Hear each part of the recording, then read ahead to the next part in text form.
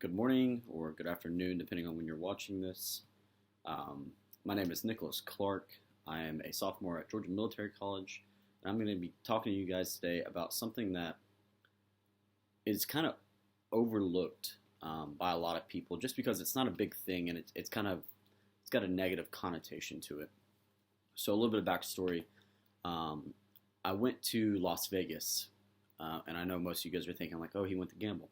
I actually went to go fishing, but this speech is about gambling. So, anyways, before all the craziness happened of COVID, I got to Vegas, and flying over, you always hear about the lights in Vegas and how it attracts so many people. Well, I flew over and I was like, wow, it's really bright. Like I can see how people, obviously want to go into these casinos. And then I started thinking about it, and the idea of taking $50 to a casino and turning it into $100 in the matter of 10 seconds ish is very realistic. It's a very realistic idea, especially in Vegas, because there's a lot of people that go there with big money, and they often make a living off of it. You have professional poker players and professional gamblers, and different kinds of things. And then you have your recreational people, and you have people that have addiction to it, and then you have people that are healthy gamblers, and they're doing it for fun, and it's just a way to get out with their friends. So today I wanted to talk about legalizing gambling in all 50 states. So right now there's numerous states that do not have gambling. It's not allowed in their states, or you have a form of restriction. So I'm from Kentucky.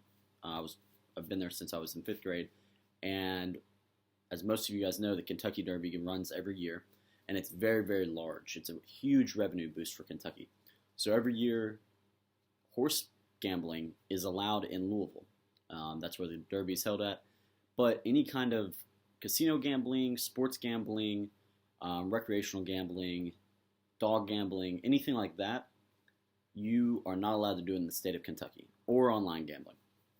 So you kind of see these restrictions throughout the states that prevent casino gambling. So another example is Las Vegas. Las Vegas is huge on casinos, massive. They're everywhere. But you cannot go to a gas station and buy a scratch-off ticket because it takes away from the commissioning or the commission of casino gambling. So you've got powerhouses that rule gambling throughout each state. There's a different set company or a set person that kind of commissions and runs the gambling association or the casinos. So gambling's been around since pretty much the beginning of time. It's always been a thing.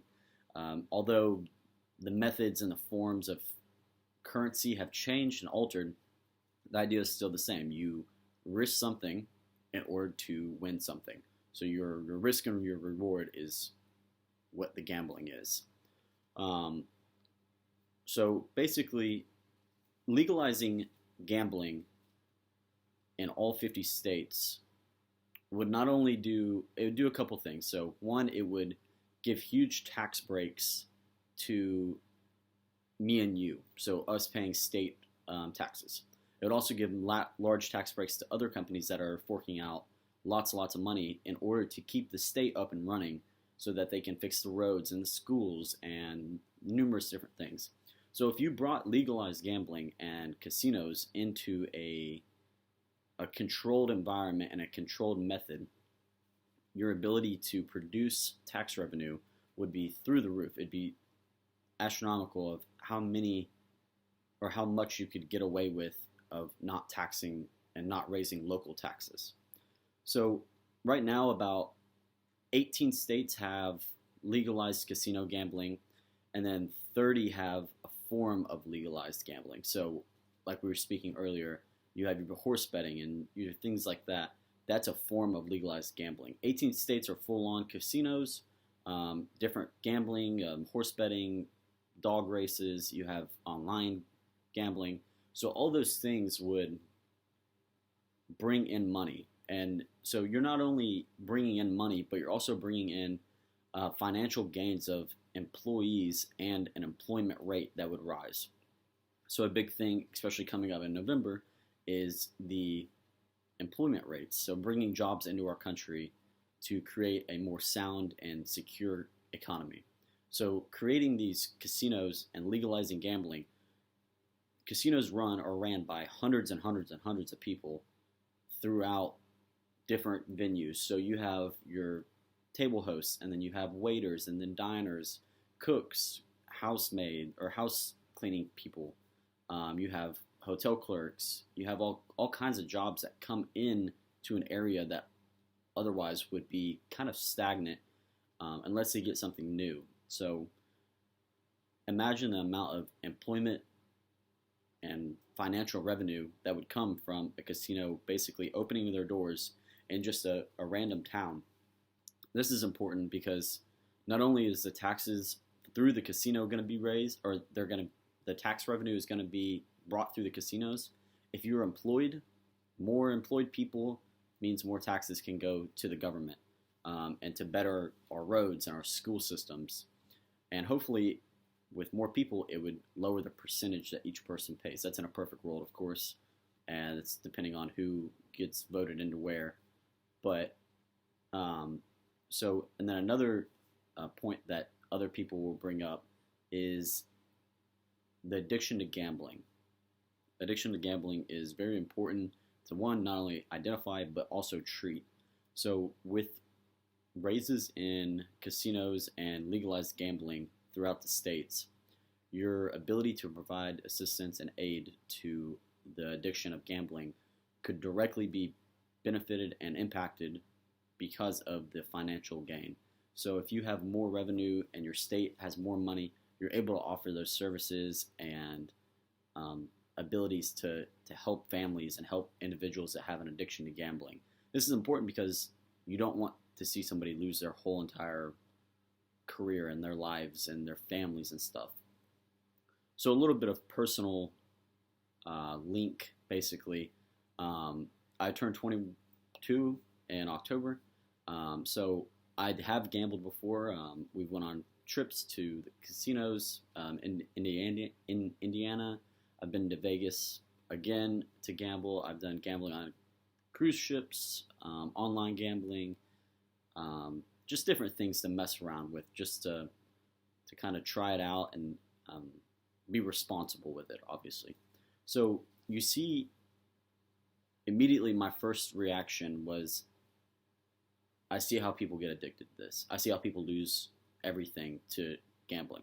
Because you go it big a couple times, and then you get greedy and you lose it all. You're going to want to get that feeling back that you had. On the other hand, if you're responsible and you take your losses or you take your wins, and it's an immediate, just, you have an understanding of what you went in there for and how you're going to play. These are all things that you have to look at in order to start gambling. And by no means am I telling you guys to go out and gamble, or I'm not telling anybody that it's the best of ideas. But bringing legalized gambling into all 50 states, even if you did not gamble, would impact you in a beneficial way, so that you didn't have to pay as much taxes, or you could get another job. You get a higher paying job. If you have somebody affected by like gambling, you can get them assistance and aid that they need, which is very important, because all of those things just grow, and your society has to continue to grow. Another good point is it's going to bring in a lot of tourists. So if you have a town that is either just a regular working town, you have nothing touristy to offer, or if you do and you're in a larger city, the impact and the gain of those new tourists that are coming to gamble already, and then they're going to stop and look around your city, will only bring more money into your guys' towns and your guys' recreational areas. And it'll get more general public knowledge on you guys. And not only is it tourist things to do, but if you're in a town where you don't really have a lot to do and you have a casino now, if you're of legal age and you're responsible, it's something that you and your friends could do on a Friday night with a set amount of money. Or you could be tucking away money each month, and then go out for your birthday, go out for a friend's birthday. It's a good adult way to get out, and as long as you're responsible, be an adult and have fun and enjoy your time with your friends. And again, it brings in so much money to the States and so much just gain knowledge and jobs and, of course, fun. So if you guys have any questions, please let me know in the comments, and have a good evening.